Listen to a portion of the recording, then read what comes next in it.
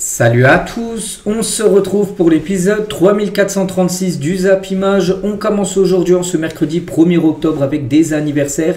Et on commence tout d'abord avec le seul ballon d'or africain de l'histoire du football, Georges Weah. Et ben c'est son anniversaire aujourd'hui, fête aujourd'hui ses 59 ans. Cet ancien joueur du Paris Saint-Germain lui souhaite bien sûr un très bon anniversaire. Et sinon d'autres joueurs fêtent leur anniversaire aujourd'hui, en joueur en activité comme Mason Greenwood, le joueur de l'Olympique de Marseille, fête aujourd'hui ses 24 ans.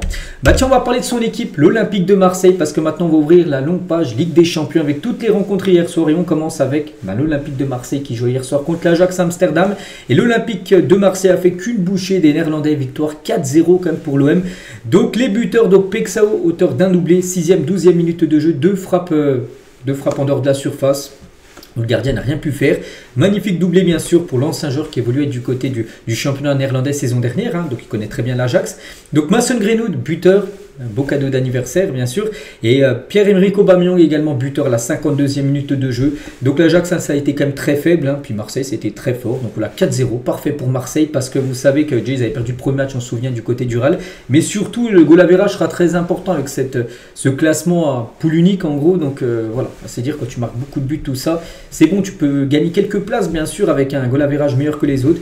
Donc là c'est parfait bien sûr pour cette équipe. Et comme dans un rêve avec le OM bien sûr par rapport à parce que Marseille ça marche bien actuellement. Et ça fait la une du journal L'équipe aujourd'hui, cette victoire hier. Donc tout feu, tout flamme à cette équipe de Marseille. Et depuis 8 jours, Marseille est au paradis. Victoire le 22 septembre dernier contre le Paris Saint-Germain lors du classique. Victoire 2-1, c'était samedi dernier du côté de Strasbourg, toujours compliqué. On a cherché des points à Strasbourg, Marseille l'a fait. Et hier, victoire 4-0 contre l'Ajax. 3 derniers matchs, 3 victoires en plus contre des belles équipes. Ajax, Strasbourg et le PSG. Voilà, ça, comme je dis, ça marchait très très bien actuellement avec cette équipe marseillaise. Et l'OM vient d'enregistrer sa plus large victoire en Ligue des Champions depuis le 7-0 qu'ils avaient infligé à Žilina, donc une équipe serbe, je crois, en 2010. C'était leur dernière plus grosse victoire de Ligue des Champions. C'est que Marseille a souvent galéré en Ligue des Champions. Il y a une année, je crois, il y a quelques années, vous avez enchaîné, je crois, 13 défaites d'affilée en LDC. Donc là, ça va mieux. Parce que même s'ils avaient perdu contre le Real, on sait qu'ils avaient fait plutôt un bon match. Et hier, vraiment, ils ont confirmé ce qu'ils font comme depuis quelques semaines avec une magnifique victoire 4-0 contre l'Ajax qui n'a toujours pas perdu comme en championnat néerlandais. L'équipe d'Amsterdam. Roberto De Zerbi, donc les critiques à Marseille, c'est comme le soleil, il y en a toujours. Pexao revient de 2 mois de blessure. Ce soir, il a marqué. Nous sommes tous très contents de la performance, bien sûr, du jeune Pexao, qui est le joueur le plus cher de l'histoire de l'Olympique de Marseille. N'oubliez pas, il a été acheté très cher. Et là, voilà, on l'attend lors des grands matchs comme ça. Auteur d'un doublé, bien sûr, il a mis Marseille sur la bonne voie. Et Pexao a inscrit le but le plus rapide de l'OM en Ligue des Champions depuis 2009. Bon, c'est pas non plus un but qui a été inscrit dans quelques secondes, mais plutôt en quelques minutes, 6 minutes de jeu. Il a inscrit un but en LDC. Voilà, depuis 2009, Marseille n'avait pas marqué un but aussi rapidement. Lors d'une rencontre de Champions League, et Pexao, comme j'ai dit, il a été très bon parce qu'il a marqué 2 buts, mais également délivré une passe D. Pexao, donc décisif sur 3 des 4 buts de l'Olympique de Marseille hier. Et Igor Pexao, a marqué comme 6 buts contre l'Ajax en carrière. C'est son adversaire favori depuis son arrivée en Europe à l'été 2022. Parce qu'avant, il jouait du côté du Feyenoord. Et voilà, le Feyenoord affronte souvent l'Ajax, bien sûr, du côté du championnat néerlandais. Il a déjà marqué 4 buts contre eux et 2, il peut rajouter hier, bien sûr, une équipe qu'il adore jouer, bien sûr, l'Ajax Amsterdam. Et toujours avec lui, il réagit à ses 2 premiers buts avec l'Olympique de Marseille. Il a dit c'était incroyable de voir le Vélodrome comme ça. Je suis très heureux, grâce à Dieu, j'ai pu marquer ces 2 buts. Cette équipe est extrêmement bonne.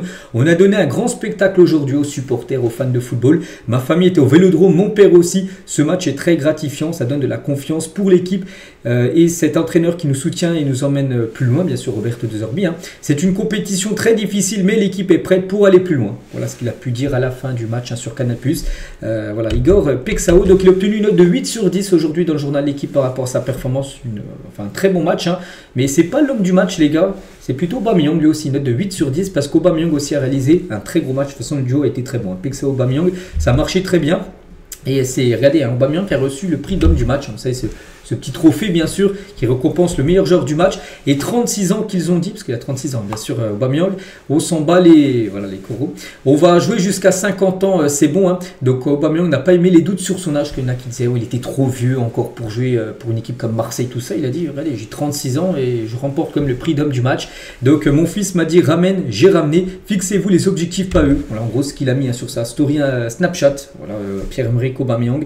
Voilà, puis il a publié, bien sûr, cette photo, bien sûr, de ce trophée d'homme du match parce qu'il a été aussi très bon. Aubameyang, il a marqué oui un but mais 2 passes D comme Pexao, décisif 3 fois Pexao, décisif 3 fois également Pierre-Emerick Aubameyang. Et il faut juste respecter quand même l'ancien, comme je dis, Aubameyang a 36 ans mais depuis son retour à l'OM, là il y a quelques semaines, c'est déjà 4 buts et 2 passes D. Voilà, des très belles stats bien sûr pour Aubameyang, donc 36 ans, on n'a quasiment jamais vu Aubameyang louper une saison. C'est vrai que c'est un joueur très régulier chaque année. Il a à chaque fois des belles stats. Donc là, pour l'instant, ce début de saison, c'est déjà des très belles stats, bien sûr, pour l'attaquant gabonais. Et Aubameyang, après la victoire contre l'Ajax, il a dit, c'est justement pour ça que je suis revenu, parce qu'il aurait pu rester en Arabie Saoudite. N'oubliez pas qu'il a fait de gros efforts financiers pour venir à Marseille.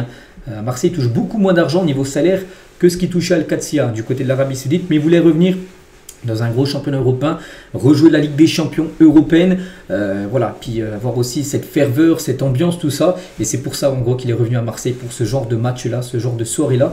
Pierre-Emerick Aubameyang. On va parler de Mason Greenwood. Il fête aujourd'hui son anniversaire, 24 ans, mais en tout cas, hier, il a inscrit son premier but avec l'OM en compétition européenne. Donc, 7 buts et passes D pour lui cette saison avec le club phocéen. Des très belles stats également pour Mason Greenwood. On peut parler aussi du milieu belge, Vermeuren, les gars, qui a fait un gros match au milieu de terrain. Donc longuement applaudi par le Vélodrome à sa sortie. Quel match du milieu prêté à l'OM et dire qu'il était sur le banc depuis le début de saison. C'est vrai que Deuzerbill ne faisait pas trop jouer. Là les derniers matchs il fait de plus en plus jouer. Puis quand il joue, quand il manque confiance, c'est un magnifique joueur bien sûr. Ce joueur Vermeuren. Toujours sur cette rencontre hier, on va parler aussi du Vélodrome où l'ambiance était incroyable comme souvent.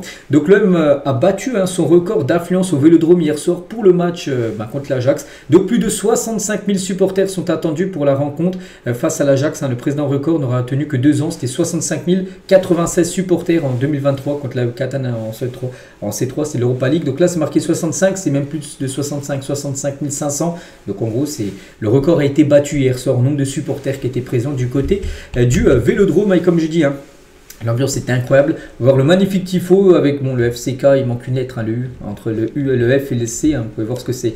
Le petit message envoyé, bien sûr, à l'Ajax Amsterdam. N'oubliez pas que les supporters de l'Ajax étaient interdits de déplacement parce qu'il y aurait pu y avoir de gros débordements entre les supporters de l'OM et les supporters néerlandais. Et tiens, on va parler de Ntinga, donc le coach de l'Ajax. L'OM était trop grand pour nous. On a pris une leçon de football hier soir. Ils ont gagné contre le PSG la semaine dernière. Ce n'est pas pour rien. Donc il dit en gros que son équipe était totalement à la rue hier. Son équipe néerlandaise. Et toujours avec Ntinga, donc il a parlé aussi de Igor Pexao qu'il connaît bien vu qu'il l'a souvent affronté ces dernières années du côté du championnat néerlandais. J'aurais préféré qu'il ne joue pas. Marseille va vivre encore de belles soirées avec un joueur comme ça. Voilà ce qu'il a pu dire. Ce joueur, John Ntinga, qui est le coach maintenant de cette équipe. Avant il était footballeur, maintenant il est coach de cette équipe de l'Ajax. On continue, toujours aussi avec la Youth League, les U19. Il y avait également de la Ligue des Champions hier. L'OM contre l'Ajax et défaite là, cette fois-ci de l'OM 5-3 contre l'Ajax. C'est dommage parce qu'il gagnait quand même 3-1, il menait 3 l'Olympique de Marseille et ils sont effondrés en fin de partie. Ils ont pris pas mal de buts, donc 4 buts et du coup ils ont perdu le match 5-3. Ils avaient déjà perdu 3-2 contre le Real Madrid alors qu'ils menaient 2-1 contre le Real Madrid lors du premier match, je vous parle. Ils ont perdu 3-2 et là ils menaient 3-1, ils ont perdu 5-3. Un gros problème. Ils mènent à chaque fois dans les matchs, mais ils n'arrivent pas à tenir. Cette jeune équipe de l'Olympique de Marseille. Donc pour l'instant, ils pointent à la 29e position avec 2 matchs de défaite. Les U19 marseillais. Mais bon, plus important, je pense, pour l'OM, c'est quand même l'équipe senior, bien sûr, avec cette victoire hier. Et 4-0. On continue, les gars, avec les autres résultats, bien sûr, de la Ligue des Champions hier. On va parler cette fois-ci du Real Madrid. J'ai regardé également le match, vu qu'il est à 18h45. C'était du côté de Kherat Almaty. Vous savez, ce long déplacement de plus de 10 heures de vol. Le Real Madrid n'y est pas allé pour rien. Victoire 5-0. D'aucuns joueurs a été fantastique. Kylian Mbappé, auteur d'un triplé. Kylian, premier but sur penalty, puis après 2 buts dans le jeu. Camavinga également marqué son premier but en Ligue des Champions pour Camavinga. Du côté du Real, et un but de Brahim Diaz en toute fin de partie. Donc voilà, 5-0 pour le Real Madrid. Donc Kylian a récupéré le ballon du match après son triplé contre Almaty. Surtout le Real Madrid avec cette victoire 5-0 réagit bien par rapport à la claque qu'ils ont pris. Il y a quelques jours, ils en ont pris 5 contre l'Atlético. Bon, c'est pas le même, c'est pas le même adversaire qu'Kherat Almaty, l'Atlético, mais il fallait réagir. Et ils ont bien réagi, bien sûr, lors de cette rencontre. Donc Mbappé, auteur d'un triplé, il a pu ramener, bien sûr, le ballon chez lui. Il a ramené le ballon et aussi le trophée d'homme du match parce qu'il a été élu meilleur joueur de la rencontre. Mbappé, c'est qu'Mbappé, c'est quand même très fort. Regardez ses notes un peu depuis le début de saison. Donc quand c'est en bleu, non, c'est vert. Quand c'est bleu, c'est qu'il est élu homme du match. Donc souvent il est élu homme du match, puis souvent il y a des doublés, des triplés, des passes D. Vraiment il est en très grande forme, bien sûr. Kylian Mbappé. Et Mbappé avec son nouveau triplé en Ligue des Champions, donc plus grand nombre de triplés de l'histoire de la LDC. Donc il monte maintenant à 4, il égale Karim Benzema qui a également mis 4 triplés dans sa carrière en Ligue des Champions. Il y a Lewandowski qui a 6 et CR7 et Léo Messi qui sont 8 triplés en Ligue des Champions. Bon, ils ne marqueront plus vu qu'ils ne jouent plus à la Champions League. Donc Mbappé, les gars, voilà, hein, c'est déjà parmi les très grands joueurs qui ont déjà inscrit des triplés en Champions League. Toujours avec Kylian, est un tueur, hein, bien sûr, cette saison, sur ses 11 derniers matchs, ben, c'est ça. Ben, c'est beaucoup de buts marqués. J'ai pas compté le nombre de buts, mais bien sûr, il a plus marqué que de matchs disputés. Il y a seulement le match contre Mallorca où il avait ni marqué ni fait de passe D. Sinon, chaque rencontre, que ce soit avec le Real ou même l'équipe de France, parce qu'on peut voir l'Islande ou l'Ukraine, hein, c'est avec les Bleus qu'il a pu jouer ces matchs-là. Donc voilà, donc en très grande forme, hein, bien sûr, Kylian Mbappé. Et toujours avec lui, donc avec ses 3 nouveaux buts inscrits, donc il est à 57, donc il a marqué son 58e, son 59e et son 60e but en Ligue des Champions. Donc il était ex-aequo avec Thomas Müller avant le match hier. Donc voilà, il grappille, enfin il n'a pas grappillé de place parce qu'il y a encore Raoul qui est loin devant, mais il met un +3. Donc il lui manque maintenant plus que 11 buts pour égaler Raoul, hein. C'est un joueur du Real Madrid, hein, qui a marqué 71 buts.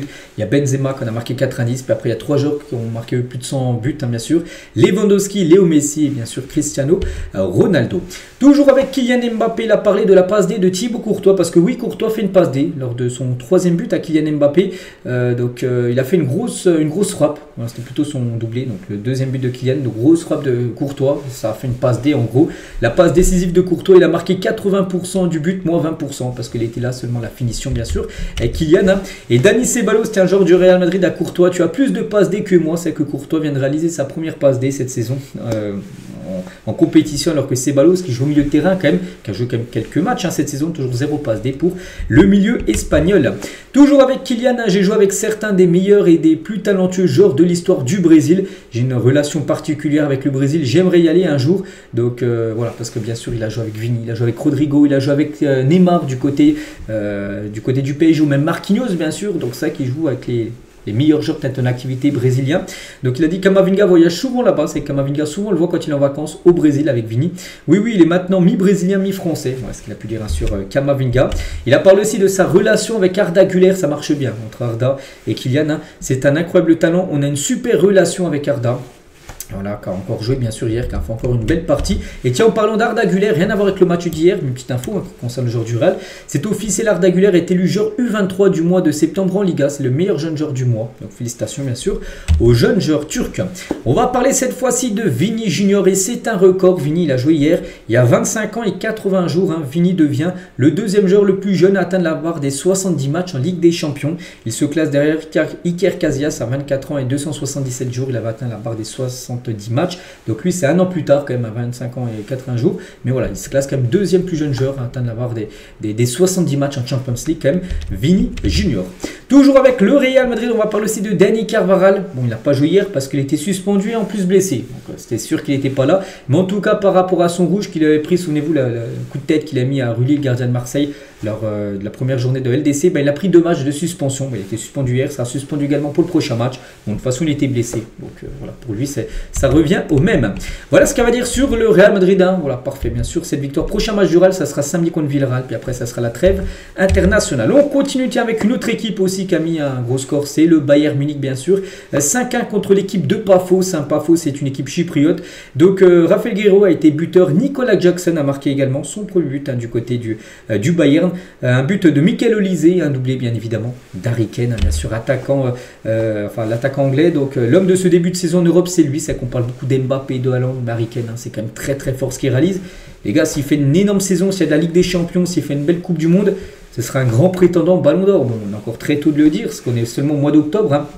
Mais voilà, des stats comme il a déjà actuellement, c'est quand même fou, les gars. Harry Kane est auteur d'un doublé. Donc cette saison club plus sélection, c'est déjà 18 buts marqués. On est le 1er octobre, les gars, ça fait même pas 2 mois que la saison a commencé. Il a déjà marqué 18 buts en 10 matchs.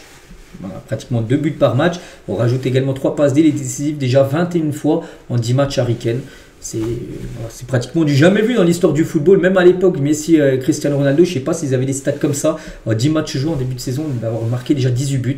c'est fou. Hein. Ce qui réalise quand même Harry Kane, comme j'ai dit, hein, s'il y a des trophées, voilà, c'est une belle Coupe du Monde, parce que la Coupe du Monde aussi aura une grosse importance au Ballon d'Or, et ben ça sera un grand candidat, bien sûr, Harry Kane, s'il continue à maintenir, bien sûr, ce genre de performance. On va parler aussi de Michael Olise, 2 passes D et un but pour Michael Olise, très bon. Donc 11 matchs aussi, très bon les gars, 6 buts et 5 passes D. Bon, c'est vrai que si on compare avec Harry Kane, 6 buts et lui 18 buts, mais voilà, Michael Olise aussi, c'est déjà pas un numéro 9, mais c'est un joueur qui est très fort actuellement, bien sûr, le joueur français.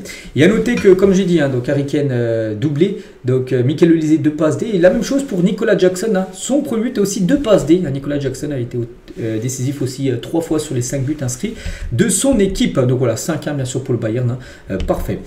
Toujours avec le score de 5-1, cette fois-ci c'est l'Atlético Madrid qui a infligé ce score à l'équipe allemande de Francfort, 5-1 pour les Colchoneros. Au port, les buteurs, Alvarez a marqué sur penalty, Raspadori également marqué, Robin Lenormand également marqué, ou même Simone et Griezmann également marqué, donc parfait bien sûr. Et c'est que l'Atlético, on se souvient en début de saison, ça a été compliqué, ils avaient été accrochés pas mal de fois, ils avaient perdu des points bête en Liga, et là depuis quelques jours ça a beaucoup mieux. Ils ont passé 10 buts sur leurs 2 derniers matchs, 5 à Francfort et 5 au Real Madrid samedi dernier, donc voilà, ça va plutôt mieux, même très bien actuellement pour l'Atlético. L'homme du match les gars, c'est Alvarez, était l'homme du match, il a marqué un but sur pénalty en toute fin de rencontre, et c'est lui l'homme du match avec les 3 derniers matchs, donc là un but, dernier coup doublé contre le Real, et le match avant triplé contre le Rayo Vallecano, donc lui aussi ça marchait bien, Alvarez.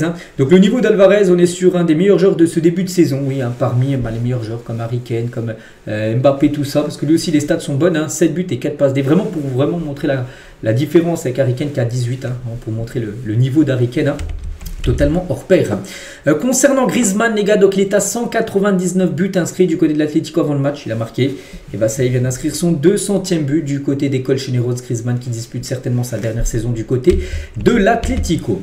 On continue les gars avec quand même une grosse surprise, le Galatasaray qui a battu Liverpool 1-0. Donc Victor Osimhen, buteur au bout de 16 minutes de jeu, buteur sur penalty. Voilà, Liverpool tombe du côté de la Turquie. Le gros coup du Galatasaray, voilà, qui avait pris une grosse caca. Gala, ils avaient pris, je crois, 4 ou 5-1, ils avaient perdu le premier match contre Francfort, qu'on parlait juste avant, là qu'on a pris du coup 5 du côté de l'Atlético. Et le Galatasaray se rachète avec cette victoire 1-0 contre Liverpool.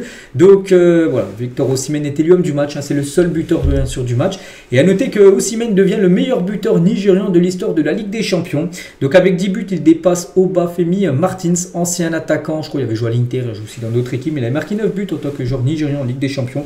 Osimhen est à 10, c'est le meilleur buteur de l'histoire en tant que joueur bien sûr nigérian, donc félicitations bien sûr à Osimhen. Et concernant l'équipe de Liverpool, parce que l'on parlait côté Gala, bien sûr, bonne soirée, mais côté Liverpool, c'est compliqué les gars, il reste sur 2 défaites d'affilée, contre le Gala hier et contre Crystal Palace, vous avez perdu 2-1 le week-end dernier en championnat, donc ça va pas fort. En plus, je crois le prochain match, il joue Arsenal, je crois le prochain match, Liverpool, donc non, c'est un Liverpool-Chelsea, désolé, voilà, ce sera Chelsea-Liverpool, et ça Chelsea en plus, donc attention, s'ils perdent, ça pourrait faire 3 défaites d'affilée, bon pour l'instant ils sont déjà 2 défaites d'affilée, ça c'est sûr, l'équipe de Liverpool, et en plus ont perdu Alisson Becker qui est sorti sur blessure au bout de 55 minutes de jeu.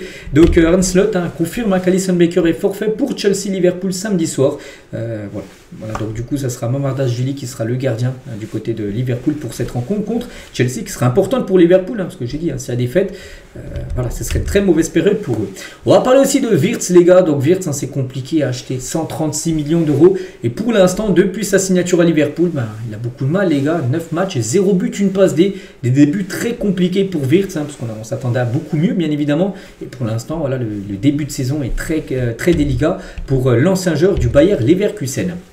Toujours sur ce match hier du côté de Istanbul, au Galatasaray, donc Free Palestine, laissez vivre les bébés à Gaza, et si Jérusalem n'est pas libre, le monde est captif. Donc les supporters du Galatasaray ont profité du choc face à Liverpool en LDC pour faire passer des différents messages, bien sûr, par rapport à ce qui se passe du côté de la Palestine. Donc voilà quelques messages que vous pouvez voir. Il y avait aussi un message par rapport à Diogo Jota, parce que c'était Galatasaray contre Liverpool, l'ancien club bien sûr du regretté Diogo Jota. Il y avait bien sûr un petit message bien sûr par rapport au regretté joueur portugais. Chelsea, tiens, futur adversaire de Liverpool, il jouait hier contre le Benfica de Mourinho, ancien coach de Chelsea. Victoire 1-0 de Chelsea. Donc c'est Richarlison qui a marqué contre son camp, le joueur colombien. Donc voilà, seul but du match, et du coup ça fait les affaires bien sûr de Chelsea. Le blues pour Mourinho qui revenait dans son ancien club, et c'est bien son ancien club qui s'est imposé bien sûr.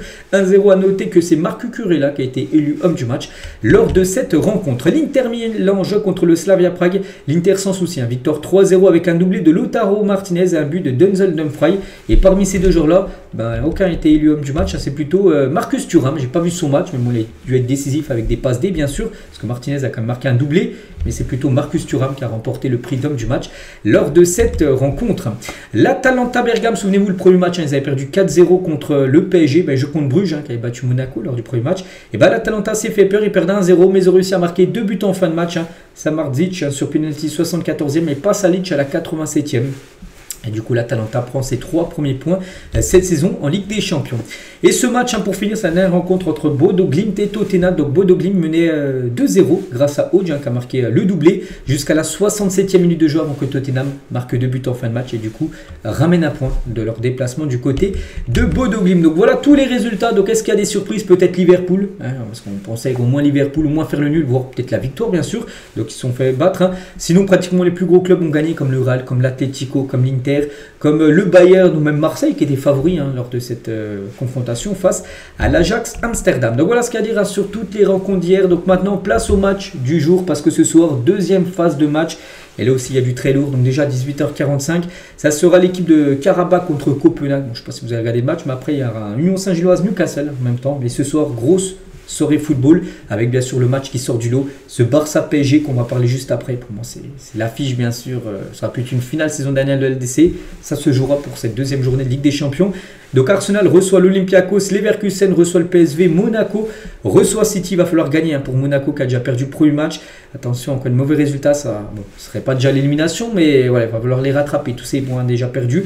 Naples reçoit le Sporting où la Juve se déplace du côté de Villarreal ou un beau Dortmund contre Bilbao, là pour être complet pour cette soirée de Ligue des Champions. Donc nous on va parler bien sûr de cette rencontre, le Barça contre le PSG. Je pense que beaucoup de personnes, beaucoup de supporters de football vont suivre cette rencontre. Un coup d'envoi, 21h, un match qui a presque un parfum de finale de Ligue des Champions. Parce que oui, l'année dernière, on était à 2 doigts de voir cette affiche. Le PSG y était, le Barça s'est passé tout près. Ils se sont fait égaliser en toute fin de match contre l'Inter et après perdu en prolongation. Sinon, ça aurait pu être la finale saison dernière. Bon bref, elle aura lieu cette rencontre ce soir.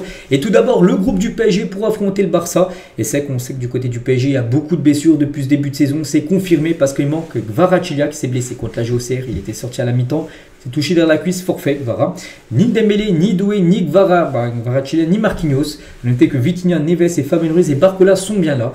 Mais c'est quand même là, Marquis, c'est un titulaire. Kvara, c'est un titulaire. Doué, c'est un titulaire. Et Dembélé, c'est un titulaire. Donc c'est quand même 4 titulaires qui ne seront pas là du côté du PSG pour ce match. Et notez que Vitinha est bien là. Mais Vitinha, on se souvient, il était sorti au bout de 30 minutes de jeu lors du match contre la GOCR. Et en tout cas, il est incertain pour affronter le Barça ce soir.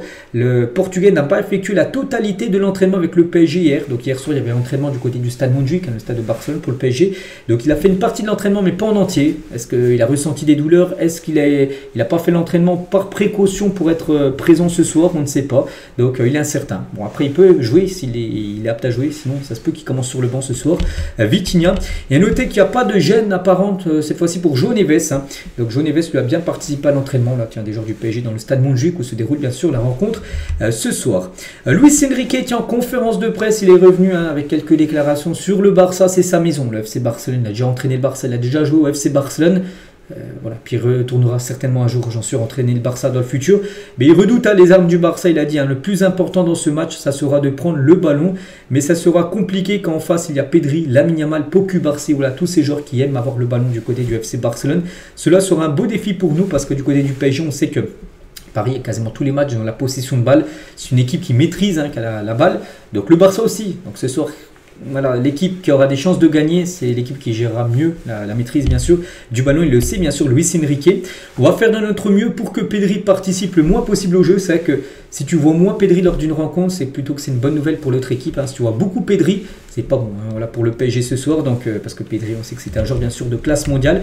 Et Enrique compare Pedri à Harry Potter. Il a dit j'espère qu'il ne sortira pas sa magie bien sûr ce soir. C'est Harry Potter, mais le Barça ce n'est pas que lui, c'est pas que Pedri bien sûr. Il y a beaucoup de joueurs de très très haut niveau du côté du FC Barcelone. Côté Hakimi, parce qu'il y avait Luis Enrique qui est en conférence de presse, mais aussi Achraf Hakimi. Donc tout d'abord il a dit, il a parlé de Lamine Yamal. Il ne sera pas dans son couloir. Lamine Yamal est plutôt ailier droit, lui est défenseur droit. Donc c'est pas dans le même couloir, ça sera plutôt dans le couleurs de Rashford ce soir qui devrait être titulaire. Donc il a dit Lamine Yamal va jouer contre le meilleur latéral gauche du monde, Nuno Mendes. Ça sera un match dans le match. Le duel Nuno Mendes, peut-être le meilleur défenseur gauche actuellement au monde, contre Lamine Yamal, le meilleur ailier droit du monde actuellement. Donc voilà, ça va être bien sûr une grosse affiche aussi, le match dans le match avec ces deux-là. Donc Hakimi aussi sur le Barça de Hansi Flick et la continuité du Barça de Xavi. Voilà, c'est une équipe bien sûr très très forte, on sait le FC Barcelone. Hakimi a réagi aussi par rapport à son ballon d'or, son ballon d'or, son classement 6e. Il a dit le ballon d'or, ce n'est pas une déception pour moi de finir 6e. Être dans les 30 déjà, c'est une fierté totale. Quand je joue, je ne pense pas au trophée individuel. Je cherche à remporter des prix avec mon équipe. Voilà ce qu'il a pu dire, parce qu'il y a des journalistes qui ont posé une question, est-ce qu'il était satisfait ou déçu de sa 6e place? Voilà ce qu'il a répondu à Achraf Hakimi. Donc là, on a parlé côté PSG avec les déclarations bien sûr d'Hakimi ou même de Luis Enrique. Maintenant, côté Barça, donc le FC Barcelone, bien sûr, les médias, tout ça. Regardez, Sport et Mundo Deportivo, c'est les deux grands journaux espagnols, du FC Barcelone. Donc, contre le champion, titre bien sûr le journal Sport aujourd'hui. Et l'autre une à Mundo Deportivo également, un journal catalan, on va dire. Le choc des titans, bien sûr, avec Hansi Flick contre Luis Enrique. Donc, les deux entraîneurs qui s'affrontent ce soir. Et Hansi Flick tient sur le PSG. Il a dit on va affronter la meilleure équipe de la saison dernière en Europe. J'aime les voir jouer. Ils ont un coach fantastique et des joueurs incroyables. Ça sera un gros challenge, mais nous sommes également très motivés, bien sûr. Je suis impressionné par le style de jeu du Paris Saint-Germain. C'est un grand défi pour nous et nous attendons ce match avec impatience. Voilà déjà ce qu'il a pu dire sur cette rencontre. Hansi Flick prend la défense aussi de Ronald Araujo lorsqu'un journaliste rappelle son match catastrophique contre le PSG il y a 2 ans. Souvenez-vous, c'était un quart de finale retour et Araujo avait fait faute sur Bradley Barcola, ce qui avait pénalisé totalement le Barça. Carton rouge de Araujo et du coup ils avaient sorti Lamine Yamal pour mettre, je crois, Christensen qui était rentré en cours de jeu. Je ne sais plus c'était quel défenseur. Et le Barça 10 contre 11 n'avait pas résisté. Ils avaient perdu 4-1 dans un triplé de Mbappé. Donc il a dit ça fait partie du passé. Bien sûr, 2 ans se sont écoulés. J'ai une confiance totale en lui et ses qualités. Il se donne toujours à fond. Donc on verra si ce soir Araujo sera titulaire contre l'équipe du Paris Saint-Germain. Il y avait également Pedri qui était également en conférence de presse. Donc annonce la couleur pour le choc face au PSG. Il a dit celui qui dominera le milieu de terrain dominera le match. C'est un match où les deux équipes voudront avoir bien sûr le ballon. On a parlé tout à l'heure, ces deux équipes qui à chaque fois plus de possession de balle que leur adversaire. Donc là, les deux équipes vont s'affronter. Donc qui aura plus le ballon que l'autre, on verra. On va presser haut, on est courageux depuis l'arrivée d'Hansi Flick. Voilà ce qu'il a pu dire. C'est que le Barça a un plan, c'est de mettre une grosse pression sur le PSG dès le début du match pour essayer de marquer le plus rapidement possible. Toujours avec Pedri, il parle aussi de un autre milieu en face, de l'autre équipe, Vitinha, peut-être les 2 meilleurs milieux de terrain au monde, finit 11e, Pedri, au dernier ballon d'or, Vitinha finit 3e, il a dit, donc Vitinha et moi sommes des joueurs qui aiment avoir toujours le ballon, on n'aime pas courir après, derrière le ballon bien sûr, donc demain, donc maintenant ce soir, je pense que tout le milieu de terrain, c'est-à-dire le trio qui jouera dans chaque équipe, aura un rôle essentiel à jouer dans ce match, je pense que c'est ici que la balance va pencher, pour une équipe ou une autre sur ce match, bien sûr, il dit que vraiment, où ce sera plus important, ça sera la bataille du milieu de terrain, pour voir quelle équipe prendra l'ascendant sur l'autre lors de ce match ce soir entre le Barça et le PSG. Et toujours avec Pedri, on a l'effectif pour gagner la Ligue des Champions, bien évidemment. Quand tu regardes le Barça jouer, quand tu regardes les noms du FC Barcelone, oui, c'est une équipe, bien sûr, qui a totalement les armes pour gagner la Champions League. Et Pedri répond à Paul Scholes également, Paul Scholes, qui avait regardé le match du Barça, parce qu'il regarde très peu le Barça, mais il a regardé quand il y avait eu un Barça-Newcastle il y a à peu près 2 semaines. Donc, qu'il a déclaré qu'il était son nouveau joueur préféré. Paul Scholes a dit ça de Pedri. Il dit Scholes me félicite, qu'une légende du football vous félicite ou vous compare à de grandes stars que j'ai toujours admirées depuis que je suis jeune. C'est juste merveilleux. Donc, il est très content qu'une légende comme Paul Scholes, bien sûr, dise que c'est son nouveau joueur préféré. En parlant, bien sûr, de Pedri. Toujours sur ce match ce soir, donc Lamine Yamal, les gars, sera bien titulaire. Lui qui avait joué 30 minutes de jeu contre la Real Sociedad, puis avant les 2-3 semaines même avant, il avait été forfait. Donc ce soir, il sera bien dans le 11 de départ pour le FC Barcelone. Donc voici le 11 attendu. Donc déjà côté Paris Saint-Germain, donc à droite, Lucas Chevalier devrait bien sûr être le gardien. Donc Nuno Mendes, Pacho, Zarbani à la place de Marquinhos et Hakimi qui sera le capitaine, un défenseur droit. Milieu de terrain, Ruiz, Vitinha, Neves. Si bien sûr les trois. N'oubliez pas que les trois, les gars, sont tous incertains. Donc Neves et Ruiz, ils ont été forfaits là lors des derniers matchs. Vitinha, il a joué, mais il a joué 30 minutes. Il n'a pas participé entièrement à l'entraînement hier.